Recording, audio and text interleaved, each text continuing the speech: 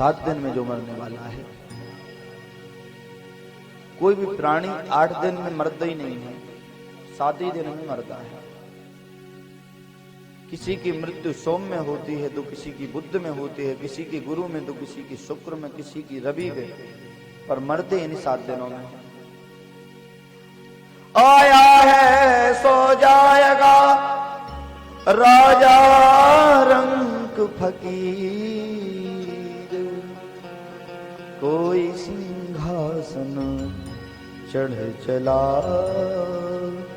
कोई बंधा जंजीर। भाई जो आया है मरना तो उसको पड़ेगा, पर जीते जी जो अपनी मुक्ति का उपाय खोज लेते हैं वही श्रेष्ठ ज्ञानी पुरुष कहलाते हैं।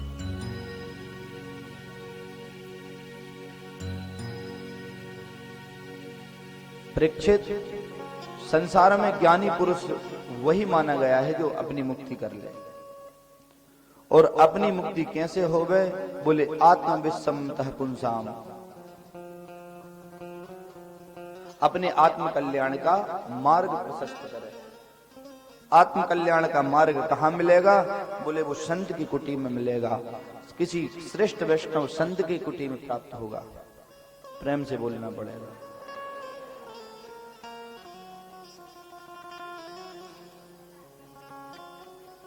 एक बार और बोलना पड़ेगा। संत की कुटी में प्राप्त होगा। और तुम्हारे पास तो हजारों संत बैठे हैं, तुमको चिंता करने की बात नहीं है। मनुष्य के जीवन की तस्मात् भारत सर्वात्मा, हे भारत, हे भरतवंशी परीक्षित, मनुष्य की मृत्यु 7 दिन में होती है। प्रत्येक मनुष्य शतेन जीवेन शरदः 100 वर्षों के लिए आया है। केवल देवताओं की गिनती में 100 दिन है। मनुष्य के जो 100 वर्ष हैं पृथ्वी में, देवताओं की गिनती केवल 100 दिन की है। अब इन 100 दिनों में आप क्या करेंगे? हमको लग रहा है कि हम 100 वर्ष जी रहे हैं, पर देवताओं के लिए तो आप केवल 100 दिन के लिए आए हैं। सतेन जीवेन शरदः, उसमें भी परीक्षित 100 वर्ष की आयु में आधी आयु प्रत्येक मनुष्य सोने में निकाल देता है।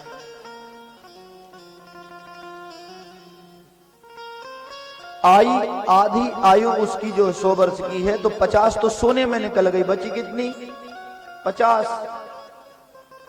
अब 50 में से 25 वर्ष, 5 वर्ष तो उसके बचपन के ऐसे ही चले जाते हैं,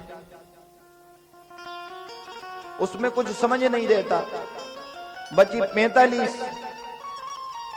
थोड़ा बड़ा होता है तो 15 से 15 वर्ष तो लगभग उसकी आयु पढ़ने में जाती है। तो बची कितनी? 30। अब 30 में भी कुटुंब भरणे नवः, 30 में से कम 25 वर्ष तो वो कुटुंब भरने में लगाता है, परिवार का पालन पोषण करता है। तो बची कितनी? 5 ही। 95 वर्ष का बुढ़ा भक्ति कर सकता है? वो तो खटिया पे पानी मंगाएगा। प्रेम से बोलना पड़ेगा।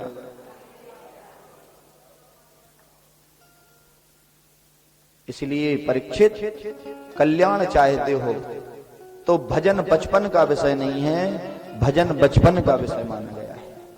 प्रारंभ से भक्ति यदि होगी, भाई परीक्षा में बैठे हैं, वर्ष भर यदि आपने साल भर पढ़ा है तो ही परीक्षा में आप कुछ लिख पाएंगे, और साल भर यदि नहीं पढ़ा है तो परीक्षा में खाक लिखेंगे। भगवान ने शरीर धारण कराया है, भगवान ने शरीर दिया है, तो भगवान ने कह दिया कि जाओ 100 वर्ष के बाद तुम्हारी परीक्षा होगी, तुम्हारा रिजल्ट तुम्हारे पढ़ने के हिसाब से आएगा।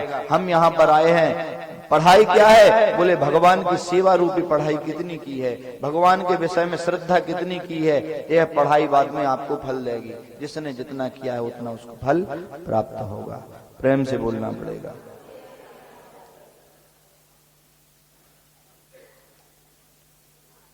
फिर भी जो अंत समय में कृष्ण कह देता है उसकी सद्यो मुक्त हो जाती है, मुक्ति उसकी निश्चित है। खडवांग राजा ने तो एक मुहूर्त में मुक्ति प्राप्त कर ली थी। राजन, अब मैं तुमको मुक्ति का उपाय बताता हूं।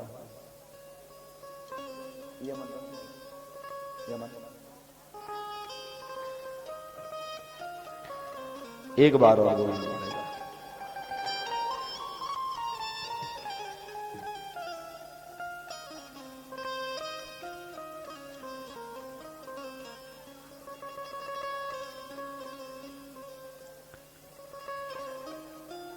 राजन, भगवान की प्राप्ति करनी है, आपको मुक्त होना है, भगवान के चरणों में मन लगाना है, तो पहले मन पर काबू करो।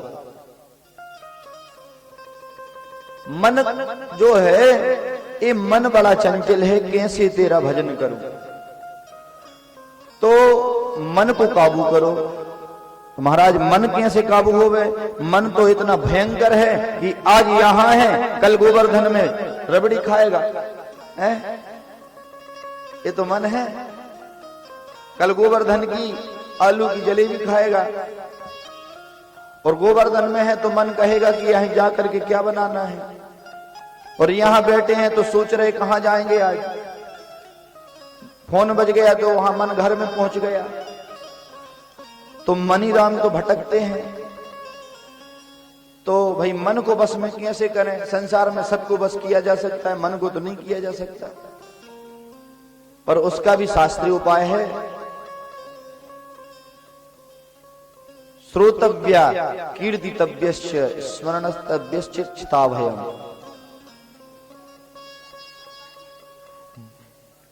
जित श्वासो जितासनो जित संगः जितेंद्रियः। मन को बस में करने के लिए यदि आपको मन बस में करना है तो केवल संसार में केवल एक उपाय है, प्राणायाम। मन को यदि बस में करना है, मन को केंद्रित करना है, तो नित्य प्राणायाम करो। प्राणायाम रोज करना चाहिए। उससे जो हृदय विकार आध्यात्मिक भी निकल जाते हैं और लौकिक भी निकल जाते हैं। लौकिक का मतलब आप प्राणायाम करेंगे तो आपका शरीर अच्छा रहेगा, कोरोना नहीं होगा, प्रेम से बोलना पड़ेगा।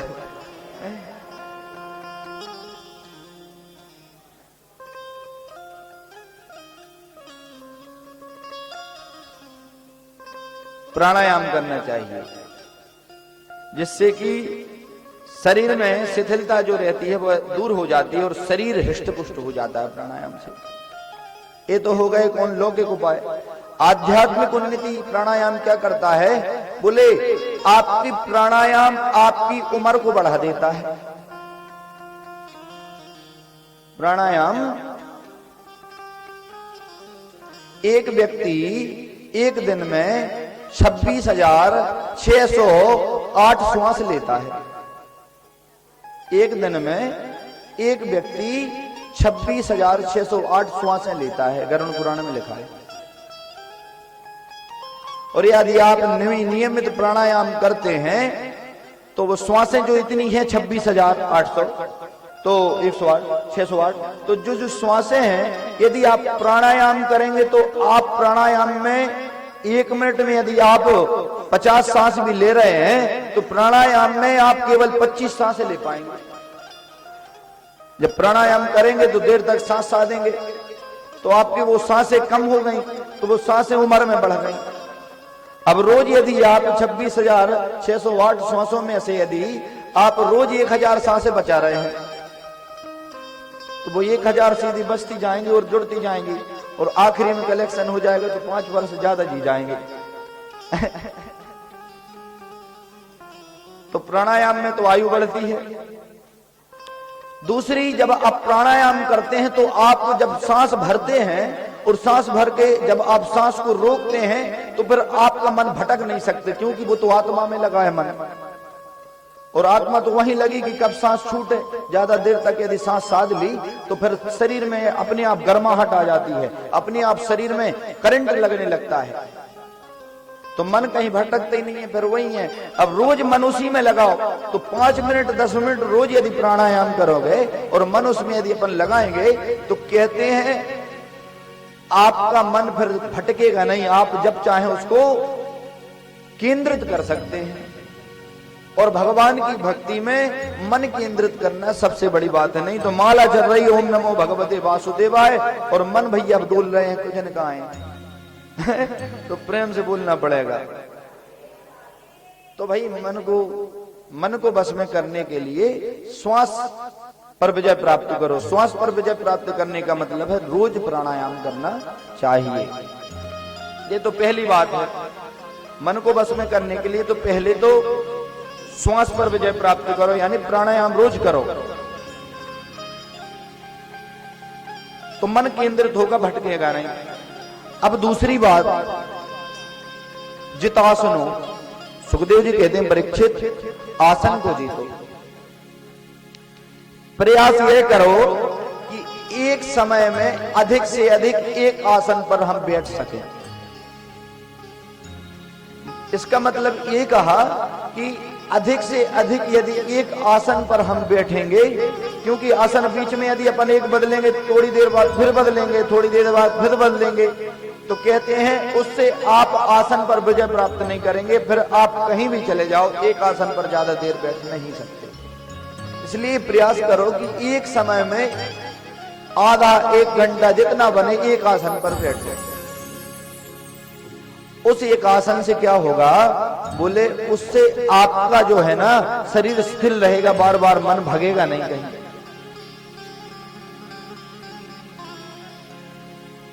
तो जी तो आसन पर विजय प्राप्त करनी चाहिए।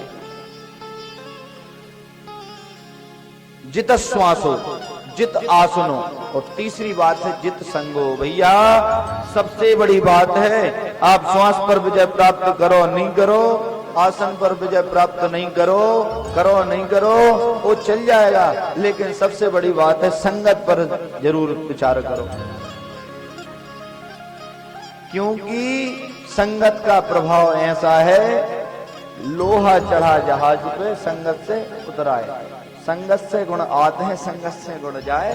लोहा चढ़ो जहाज पे संगत से उतराए। बताओ लोहे को ऐसे पानी में फेंको तो डूब जाएगा है।